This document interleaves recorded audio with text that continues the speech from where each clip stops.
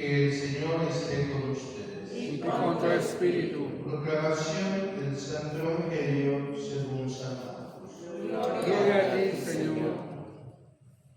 En aquel tiempo Jesús dijo a la multitud: el reino de Dios se parece a lo que sucede cuando un hombre siembra la semilla en la tierra, que pasan las noches y los días sin que él sepa cómo. La semilla germina y crece, y la tierra por sí sola va produciendo el fruto. Primero los tallos, luego las espigas y después los granos en las espigas. Y cuando ya están maduros los granos, el hombre echa mano de la hoz, pues ha llegado el tiempo de la cosecha. Les dijo también: ¿con qué compararemos el reino de Dios? ¿Con qué parábola la podremos representar? Es como una semilla de mostaza que cuando se siembra es la más pequeña de las semillas, pero una vez sembrada crece y se convierte en el mayor de los arbustos y echa ramas tan grandes que los pájaros pueden anidar a su sombra. Y con otras muchas parábolas semejantes les estuvo exponiendo su mensaje, de acuerdo con lo que ellos podían entender. Y no les hablaba sino en parábolas, pero a sus discípulos les explicaba todo en privado. Palabra del Señor. Gloria a ti, Señor Jesús. Tomen asiento, por favor. Fíjense, una de las características con las que Jesús va a exponer las verdades de la revelación es precisamente con parábolas, es decir, con ejemplos. ¿Y por qué hace esto? No porque la gente fuera ignorante, sino más bien porque la gente estaba embrotada en tanta circunstancia, distraída en tantos ritualismos, distraída en tantos códigos de leyes, ¿no? Y obviamente la gente entendía más con un ejemplo vivo, con un ejemplo concreto. Y es lo que pasa hoy en día. No es porque ustedes sean ignorantes. Cuando se explica el Evangelio es precisamente llevarlo a aterrizar a la vida cotidiana que cada uno de nosotros experimenta. Y fíjense cómo dice, bueno, ¿cómo vamos a entender el reino de Dios? ¿Qué es el reino de Dios? El reino de Dios es como una semilla, ¿sí? Y las semillas, ¿cómo son? Las semillas son pequeñas en sí. Hay de tamaños, pero en general son pequeñas a la vista del ser humano, ¿no? Pasan desapercibidas. O sea, por ejemplo, tú no ves cuántas semillas a lo mejor los pajaritos van tirando, ¿no? Ya porque vas y pasas desapercibido. Y entonces esa semilla, cuando cae en un lugar, pues de alguna manera idóneo, pues obviamente va a germinar. No es lo mismo que una semilla caiga en un asfalto que una semilla caiga en tierra. ¿Sí? Y fíjense bien, entonces con esto nos da a explicar que el reino de los cielos puede venir desapercibido para la humanidad. Y ya es, y así es, ¿no? Pero que cuando cae en algo bueno, es decir, en algo de alguna manera fértil, como es la tierra, pues va a germinar. Cuando el reino de Dios viene a la humanidad, ¿quién lo acoge? No los sabios, no los entendidos. Los sabios y los entendidos siempre han estado cuestionando, y que no es malo cuestionar. Y sin embargo, ¿verdad? ¿Dónde es donde germina más el reino de los cielos? En la gente sencilla, en la gente cotidiana, no en la gente, porque cuando dices gente sencilla, ¡ay, los pobres! Y agarras la ideología como, ¿verdad? Todos estos gobernantes agarran la ideología de los pobres, ¿no? O sea, es gente sencilla, gente cotidiana, gente como tú, como yo, que vive su vida cotidianamente. Y que ese reino va germinando de una manera silenciosa. de una manera desapercibida para ti incluso. Y tú puedes decir, ¿pero cómo? Ah, claro que sí. Va germinando y cuando menos te das cuenta, ¿verdad? Vas entendiendo que necesitas de Dios. Vas teniendo sed de Dios, de su palabra, de la comunión. Y por eso, fíjate, la iglesia pues nunca va a acabar. Y no va a acabar porque aunque la quieren destruir, al final de cuentas, el reino de Dios siempre va a estar germinando en la gente. Una gente que a lo mejor en su juventud puede estar alejada, o a lo mejor en su vejez puede estar alejada, pero que llega un momento en su vida que se da cuenta que necesita de Dios y comienza a acercarse a Dios de poquito en poquito. Y cuando menos te das cuenta, dices, ah, chico, o sea, yo nada más iba a una misa ocasional y ahora estoy yendo a misa diaria. Es porque está germinando el reino de Dios en ti, aunque tú no lo descubres o aunque tú no lo percibes, ¿no? Y es tan pequeño, sí, al principio, pero después dará muchos frutos en tu vida. Porque cuando tú comienzas a trabajar tu vida espiritual, comienzan tus demás áreas, humana, psíquica y demás, a tener sentido, a tener soporte. Y cuando te das cuenta que empiezas a ejercer tu vida espiritual, a lo mejor no eres la persona perfecta, pero sí te estás esforzando. Sí comienzas a ver la vida distinto, sí comienza a cambiar. Por eso cuando te acercas a Dios, cuando te acercas a la oración, cuando te acercas precisamente a la fuente del reino de Dios, precisamente cambia todo en ti. Y tú no te das cuenta. Tú puedes decir, pues sigo siendo el mismo, sigo siendo la misma. No. Ni eres el mismo, ni eres la misma. Hay algo que ha cambiado en ti. Por más insignificante. Y eso hay que saberlo descubrir en el otro. Porque cuando nosotros sabemos descubrir en el otro esa evolución espiritual, comprendemos que también necesitamos de eso y también comprendemos al otro. Pero muchas veces nosotros vemos el defecto del otro, pero no vemos la evolución espiritual que tiene el otro. Por eso siempre digo, vean más profundamente a la persona y van a entender que sí hay un cambio. No, padre, pero es que yo sigo siendo igual, chismosa. A lo mejor seguirá siendo chismosa, pero a lo mejor ahora ya es por menos intención. Y a lo mejor tú no lo ves. Y eso ha sido fruto precisamente del acercamiento a Dios, a la oración. Y entonces fíjate cómo va trabajando Dios en el silencio para cambiarte desde el interior.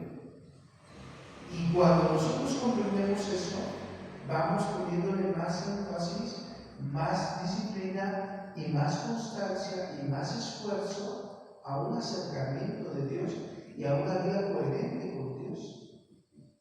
Fíjate.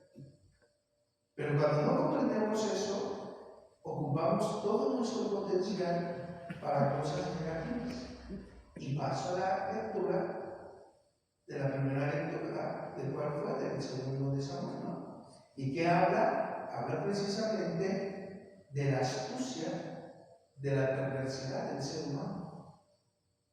En vez de enfocarnos a esforzarnos por acercarnos a Dios y hacer las cosas bien, por evolucionar o cambiar cosas que tendríamos que cambiar, nos esforzamos por hacer el mal y no por hacer el bien. Y para hacer el mal somos muy astutos, todos, absolutamente todos. Así como David. Para hacer el mal, fíjate lo que hace David. David le gusta a la muchacha, ¿y qué dice? Ah, pues venga a nosotros tu reino, yo soy el rey, yo soy el elegido, yo soy el ungido. Fíjate, ya comienzas, para hacer el mal, te comienzas primero a justificar. Te empiezas a justificar. ¿Sí? Así como David, él empieza a justificar. ¿Tú crees que no pensó? Pues yo soy el rey, yo puedo tener las esposas que yo quiera. Y que no estaba mal visto en ese tiempo, porque no estaba mal visto. Aquí la cuestión es que esa mujer ya tenía esposo.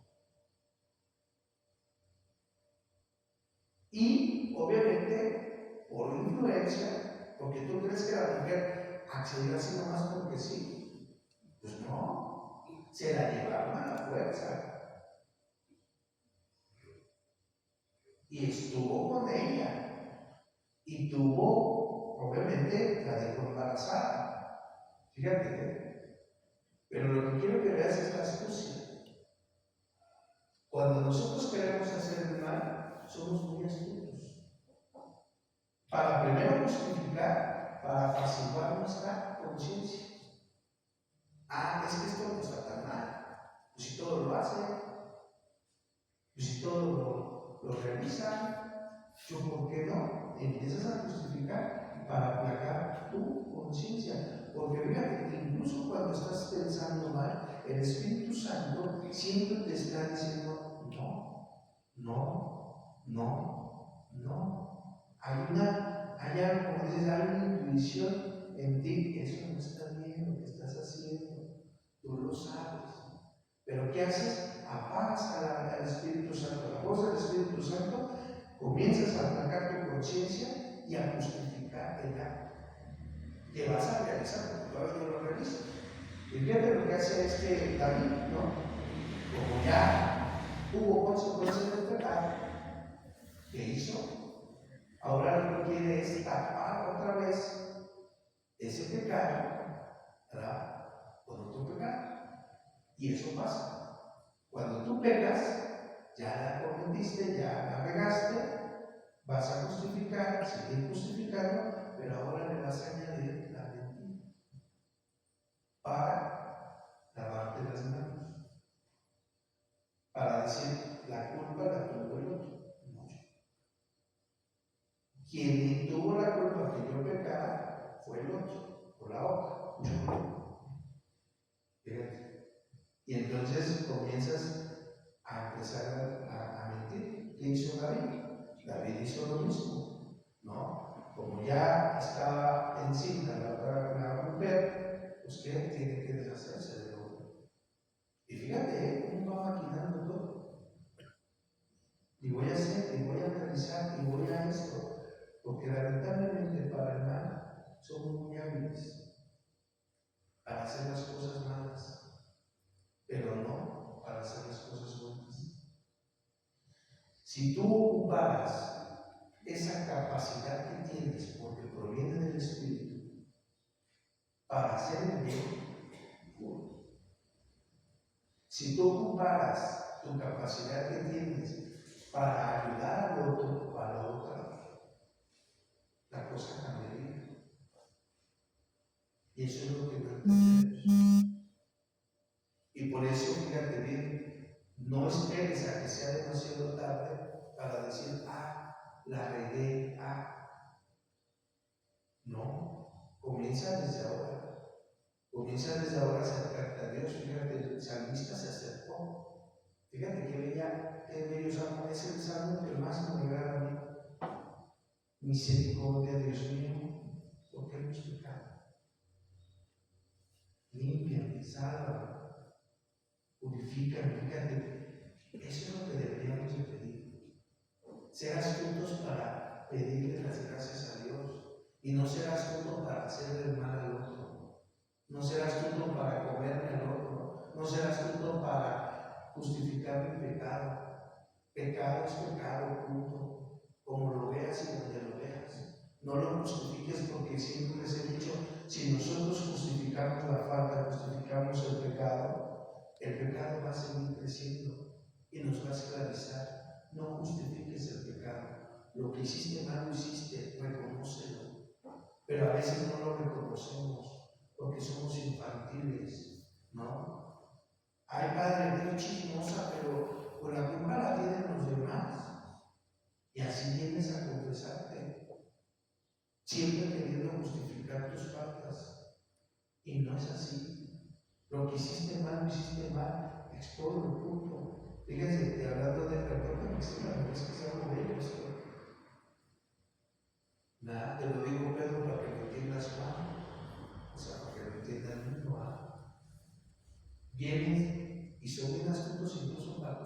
justificar su falta de confesional.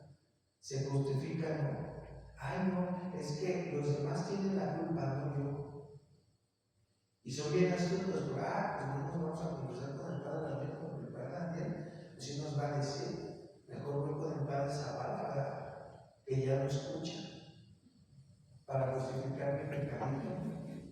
Y así te atreves a venir a comulgar, cuando sabes que tú no puedes comulgar, cuando sabes que tú estás en pecado. Y así te vienes y te acercas, porque ya me he enterado de varios que hacen eso. Aguas, porque aunque te creas astuto para hacer el mal, siempre tarde o temprano la justicia de Dios nos alcanza a todos. Pues tengan mucho cuidado con eso, hermanos. No justifiques tu falta, no justifiques tu estado. Si tú estás en un estado que no está bien, si tú estás en una falta que no puedes acercarte a comulgar, pues no lo hagas, porque estás siendo temerario. Mejor di las cosas claras, no te avergüences. O sea, ya lo hiciste, bueno, pues ahora enmiéndate, pon tu fuerza, pon tu capacidad que Dios te da para cambiar. Pero, como dijo el Señor en su evangelio, ¿verdad? En el evangelio anterior, el que tenga oídos, que oiga. Así se